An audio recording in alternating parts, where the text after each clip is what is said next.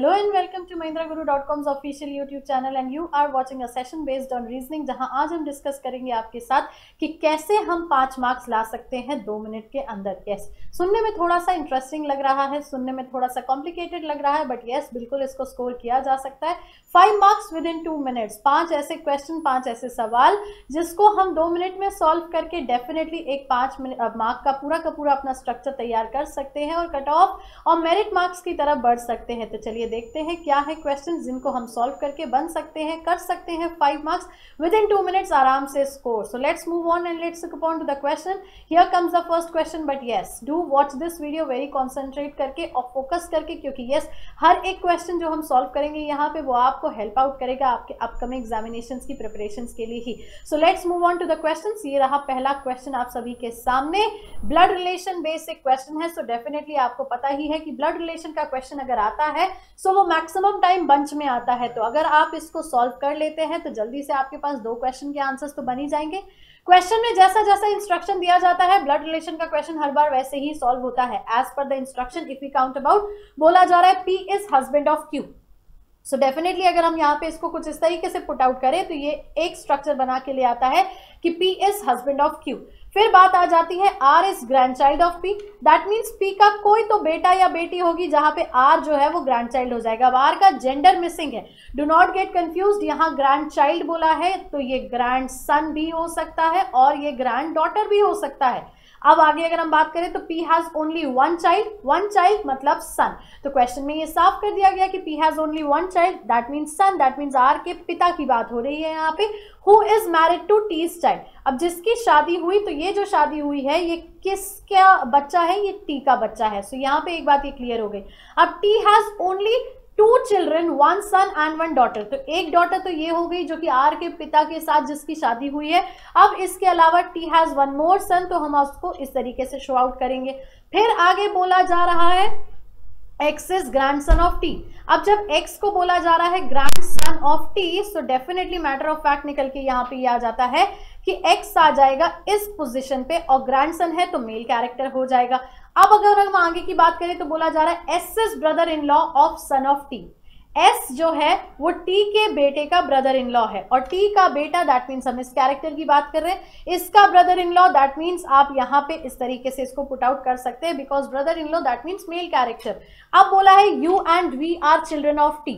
अब U और V जो है वो T के बच्चे हैं, दैट मीन्स बेटा और बेटी का नाम U और V में से कोई एक होगा। उसी के साथ बोला है W is married to the son of T, मतलब W का विवाह या W की शादी हुई है T के बेटे के साथ। तो इतना तो सेट हो गया। X is son of U's brother, अब U के भाई का बेटा है X, तो बात ऑब्वियसली फिक्स आ गई कि U यहाँ आ जाएगा और V आ जाएगा इस पोजीशन पे। तो जो ये कंडीशन थी कि U and V are children of T, इस तरीके से ये पुट आउट प्लेस आउट हो जाएगा। सो होप ये पूरा का पूरा रिलेशन चार्ट आप सभी के सामने क्लियर हो चुका है। T का जेंडर हमें नहीं पता तो T का जेंडर हम फाइंड आउट नहीं करेंगे, R का जेंडर हमें नहीं पता तो इन दोनों चीजों को हम एज इट इज छोड़ते चलेंगे। बंच में जब क्वेश्चन पूछा जाएगा तो इन्हीं इंस्ट्रक्शंस पे बेस हमको सॉल्व करना है। अब जैसा कि अगर बोला जाए तो in the first question it has been very first question asked कि if T is married to Y, that means अगर T की शादी Y से होती है तो फिर आपको बताना है how is T related to R, तो फिर T का R से क्या रिलेशन होगा। तो आप जानते हैं कि T का जेंडर जो था वो तो अननोन था टोटली, तो अगर T की शादी Y से हो भी जाती है तो ये तो बताया ही नहीं जा रहा कि Y का जेंडर क्या है। दैट इज वाई यहाँ पे T का जेंडर अगेन मिसिंग है, और अगर T का जेंडर अगेन मिसिंग है दैट मीन्स T जो है वो पर्टिकुलर R की अगर हम बात करें सो उसकी माँ का पिता भी हो सकता है, माँ की माँ भी हो सकती है, दैट मीन्स वो मैटरनल ग्रैंडफादर भी हो सकता है और मैटरनल ग्रैंडमदर भी हो सकता है। लेकिन यस ऑप्शन में कभी भी हम 2 ऑप्शंस को जस्टिफाई नहीं करते, इस वजह से we would be opting option number 5 that is either C और D, क्योंकि वो नाना भी हो सकता है और वो नानी भी हो सकती है। So hope this question was very much easy to solve और आराम से ये 1 मार्क तो आपका हो ही सकता है। इसी अरेंजमेंट पे बेस एक और क्वेश्चन यहाँ पे आ जाता है कि how is X related to V, X का V से क्या संबंध है। तो आपको एक बात अगर समझ में आई हो तो कुछ इस तरीके का स्ट्रक्चर वहाँ फैमिली चार्ट में बन रहा था जो कि ये बताता है कि X is son of V and if X is son of V so option number A सन को हम डायरेक्टली यहाँ पे मार्क कर देंगे। सो एक रिलेशन चार्ट और हमने 2 क्वेश्चन स्कोर कर लिए, दैट मीन्स 2 मार्क्स वहाँ पे हमारे सामने बन के आ जाते हैं। एक और क्वेश्चन देखते हैं, कोडिंग डिकोडिंग का बेस होगा, बट यस इसमें भी आपका बंच है, that means 2 more questions to solve. अब इंस्ट्रक्शन पे बेस है पूरा का पूरा पार्ट, तो यहाँ पे थोड़ा सा ध्यान रखना है। अब हमसे ये बोला जा रहा है कि first 12 even numbers, now listen to the instructions very well, क्योंकि ये क्वेश्चन ट्रिकी कॉम्प्लिकेटेड हो सकता है। बोला जा रहा है first 12 even numbers are written from top to bottom, ऊपर से लेके नीचे तक आपको पहले 12 इवन नंबर्स रखने हैं, पहले 12 इवन नंबर्स, दैट मीन्स 2 4 6 8 10 12, इस तरीके से पहले 12 टॉप टू बॉटम रखने हैं। अब words of sacred, letters of sacred word को हमें अरेंज करना है, सुनते चले ध्यान से। Letters of the word sacred are written in alphabetical order against each multiple of 4, that means sacred के लेटर्स को सबसे पहले हम अल्फाबेटिकली अरेंज करेंगे, और जब हम इसको अल्फाबेटिकली अरेंज करेंगे तो ये होगा अरेंज इस तरीके से, और इसको हमें अरेंज करना है 4 के मल्टीपल्स की जगह पे या 4 के मल्टीपल्स के सामने, 1 लेटर अगेंस्ट 1 नंबर, ये भी ध्यान रखना, एक नंबर के सामने एक ही लेटर आएगा। अब आगे इंस्ट्रक्शन दिए हुए हैं, there are 2 letters between N and S. अब there are 2 letters between N and S, ये याद रखें। There are as many letters between E and N as P and D. अब पी और डी के बीच में उतने ही लेटर्स है जितने एन और एस के बीच में है, ई और एन के बीच में, इस तरीके से इंस्ट्रक्शंस दिए हुए। पर अगर शुरुआत करें इसके अरेंजमेंट की, तो सबसे पहले तो हम इसका अरेंजमेंट यही करेंगे, क्वेश्चन को सॉल्व अभी करना शुरू मत करना, because as per the instructions हमें बोला जा रहा है कि पहले टॉप 12, टॉप से लेके बॉटम तक पहले 12 जो है पर्टिकुलर, वो हमें इवन नंबर्स प्लेस करने हैं। तो अगर हम इवन नंबर्स को प्लेस करें तो इस तरीके से हम यहाँ पे प्लेस कर सकते हैं 18 20 22 और आखिर में आ जाएगा आपका 24। एक बार अगर इसको पूरा ऊपर से अच्छे से लिख दिया जाए तो आप आराम से इसको समझ सकते हैं कि फर्स्ट 12 हमारे इवन नंबर्स की बात हो रही है, 12 हो गया, 14 हो गया, 16 हो गया, देन वी हैव गॉट 18 20 22 और 24। सो ये पहला इंस्ट्रक्शन था। इसके बाद बोला जा रहा था कि सेक्रेड के लेटर्स को अल्फाबेटिकली अरेंज करना है और 4 के मल्टीपल्स के सामने रखना है, दैट मीन्स आपका जो फर्स्ट पर्टिकुलर लेटर आएगा वो ए आ जाएगा, क्योंकि हमने अल्फाबेटिकली अरेंज किया, तो ए सी डी। अब दूसरा आ जाएगा आपका इसके पर्टिकुलर 8 के सामने, फिर आ जाएगा ए सी डी, आ जाएगा 12 के सामने, ई आ जाएगा 16 के सामने, देन यू हैव गॉट आपका पर्टिकुलर 4 का मल्टीपल अगला होता है कौन सा, 4 का मल्टीपल अगला होता है 20, तो उसके सामने आ जाएगा आर, और फिर अगला आ जाएगा आपका 24 के सामने एस। तो ये हमारे सेक्रेड के जो पर्टिकुलर लेटर्स हैं ये अरेंज हो गए। अब इसके बाद जो इंस्ट्रक्शन है उस पर फोकस करना है। बोला है there are 2 letters between N and S, N और एस के बीच में 2 लेटर्स हैं, और जब एन और एस के बीच में 2 लेटर्स हैं that means you have got an over here, तो 2 लेटर्स को बीच के 20 और 22 पोजीशन को अगर हम छोड़ दें, सो आर और ई के बीच में आ जाएगा आपका पर्टिकुलर लेटर एन। तो अब ये देखिए कोडिंग डिकोडिंग का तरीका भी है, यहाँ पे अरेंजमेंट भी है, तो आप इसको ऑर्डर बेस भी कह सकते हैं। फिर बोला जा रहा है there are as many letters between E and N, E और एन के बीच में जितने लेटर्स हैं उतने ही पी और डी के बीच में है, फाइन विद दैट, पी और डी के बीच में, दैट मीन्स अब आपको ये याद रखना है कि पी आपका 14 पे भी आ सकता है, पी आपका 10 पे भी आ सकता है, क्योंकि ई और एन के बीच में कोई भी लेटर नहीं है। बट वहीं आगे एक कंडीशन में बोला जा रहा है कि P is not against number 14, तो जब हमारा पी नंबर 14 के अगेंस्ट नहीं है दैट मीन्स पी की प्लेसिंग हो जाएगी नंबर 10 पे। अब आगे अगर हम बात करें और भी लेटर्स के इंस्ट्रक्शंस की, तो बोला है there are 5 letters between U और टी, यू और टी के बीच में 5 लेटर है, and U is above T.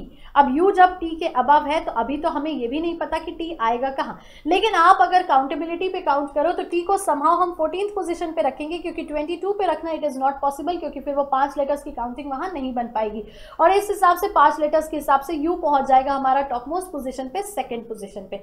अब इंस्ट्रक्शन बच जाता है आगे जिसमें बोला जा रहा है आई इज अगेंस्ट नंबर 6, आई जो है नंबर 6 के अगेंस्ट है, दैट मीन्स आई को हमने रख दिया इस जगह पे। अब फिर इंस्ट्रक्शन में बोला है no letter is repeated against any number, ये बात हम बिल्कुल समझ गए। चलिए तो सारे के सारे इंस्ट्रक्शंस देख के अभी हमने यहाँ पे कुछ लेटर्स तो अरेंज कर लिए, एक पोजीशन रिमेनिंग बच गया है दैट इज 22, और हमें नहीं पता अभी कि 22 पे कौन सा लेटर आएगा, सो अभी हम यहाँ पे कोई भी लेटर को प्लेस नहीं करेंगे, because as per the instruction अभी ऐसा कहीं कुछ भी नहीं बोला गया है कि 22 की प्लेसिंग पे क्या आएगा। So do not worry about that. Question पढ़ते हैं, क्वेश्चन का आंसर निकालते हैं। सबसे पहले क्वेश्चन में हमें यहाँ यही पूछा जा रहा है कि which is the second letter in the word form by letters against number 6 12 14 20, that means 6 की अगर हम बात करें, 12 की अगर हम बात करें, 14 की अगर हम बात करें, या 20 की अगर हम बात करें, so what is the second letter. कहीं पे भी ये नहीं बोला कि आपको मीनिंगफुल वर्ड बनाना है, so simply you will mark the answer as option number B D, क्योंकि अगर हम इन लेटर्स को लाइन से देखें तो ये आपके सामने निकल के आते हैं IDTR फॉर्मेट में।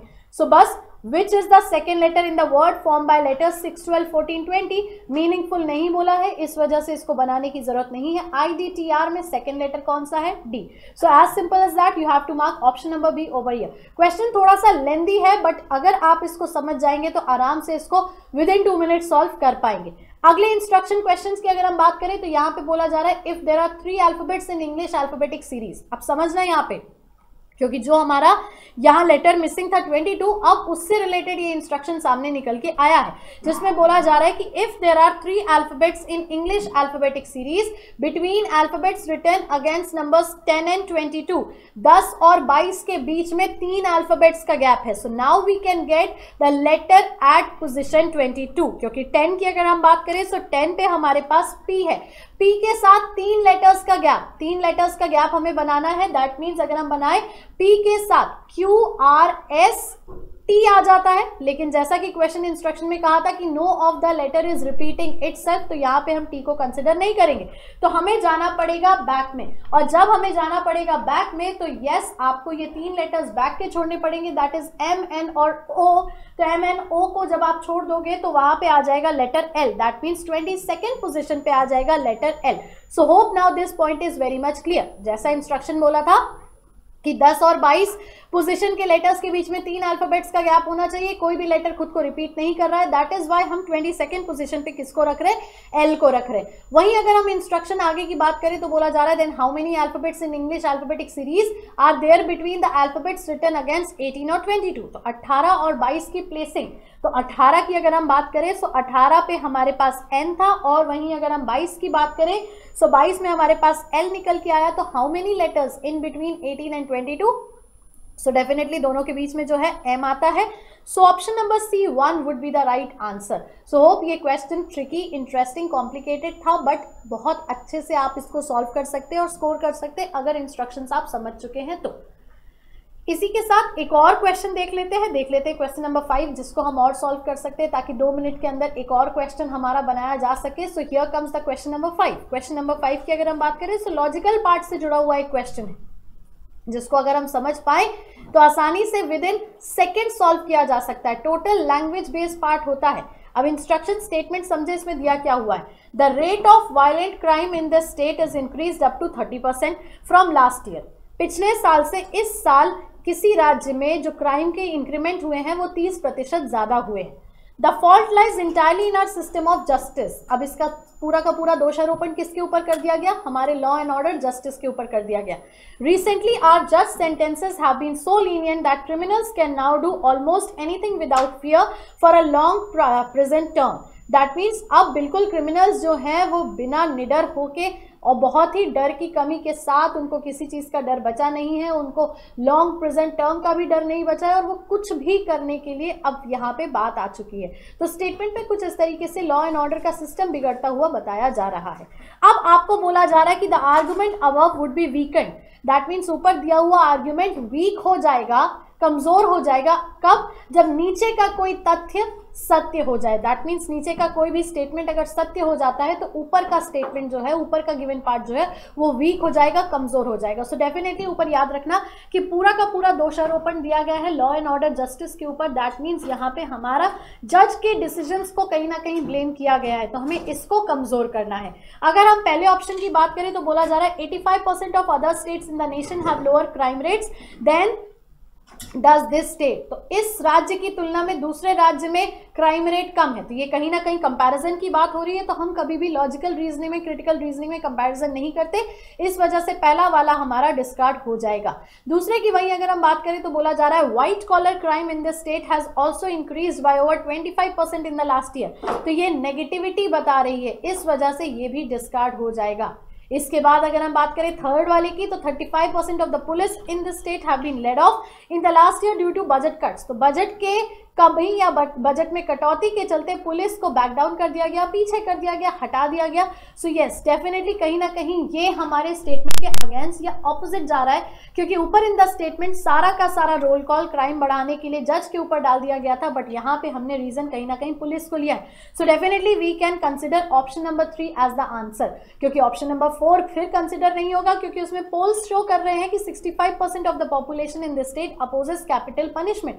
मृत्यु दंड की बात हो रही है कि 65% आबादी जो है वो मृत्यु दंड के अपोज में है या उसके खिलाफ है, अगेंस्ट में है, तो इसका तो कहीं पे भी रेलेवेंसी नहीं है। इस वजह से हम फोर्थ वाले को भी कंसिडर नहीं करेंगे। अब नन ऑफ दीज का या नन ऑफ द अबव का तो कोई यहाँ पे मतलब ही नहीं है, क्योंकि सी की बात हम वहां पे कंसिडर कर रहे हैं बिकॉज वी वर रिक्वायरिंग कि स्टेटमेंट को वीक किया जा सके, स्टेटमेंट को कमजोर किया जा सके किसी एक को सच मान के। तो अगर सारा का सारा ढीकरा बोला जा सकता है या सारा का सारा ब्लेम पुलिस के ऊपर अगर हम ट्रांसफर कर दें तो डेफिनेटली जज के पार्ट पे वो पार्ट अगेंस्ट ऑपोजिट चली जाएगी। So hope you have understood all these 5 questions, क्योंकि इन 5 क्वेश्चन में हमने आपके साथ कोडिंग डिकोडिंग का एक नया फॉर्मेट क्वेश्चन आपके सामने रखा, ब्लड रिलेशन का एक स्कोरिंग पार्ट हमने रखा और लॉजिकल का एक पार्ट हमने रखा। 5 मार्क्स इन 5 क्वेश्चन से अगर आप ये समझ पाते हैं सो डेफिनेटली 2 मिनट के अंदर आप इन क्वेश्चंस को आंसर कर पाएंगे। वीडियो थोड़ा सा लंबा है 2 मिनट के हिसाब से, बट यस इसीलिए क्योंकि यहाँ हमने आपको मेथड्स समझाए हैं, क्वेश्चन के फॉर्मेट समझाए हैं इस वजह से। But if you are solving these questions, I guarantee you can solve this question within 2 minutes. Hope you have liked the content. अगर आपको वीडियो लाइक किया है, पसंद आया है, so do not forget to click on the like button. Comments करके बिल्कुल हमें बताएं कि इस तरीके के नए क्वेश्चंस आपके लिए हेल्पफुल बेनिफिशियल हैं या नहीं। वीडियो को शेयर ज्यादा से ज्यादा करें ताकि ज्यादा से ज्यादा फ्रेंड्स आपकी प्रिपरेशंस को कंप्लीट कर सकें। And the new viewers do subscribe our channel to get the easy access of all upcoming videos. Mahendra Guru के चैनल पे इसी तरीके से हम कुछ नया अपलोड करते रहेंगे आपके लिए। तब तक के लिए खुश रहिए, ख्याल रखिए, पढ़ते रहिए और भूलिएगा मत, आपकी सफलता में ही हमारी सफलता है। Thank you so much.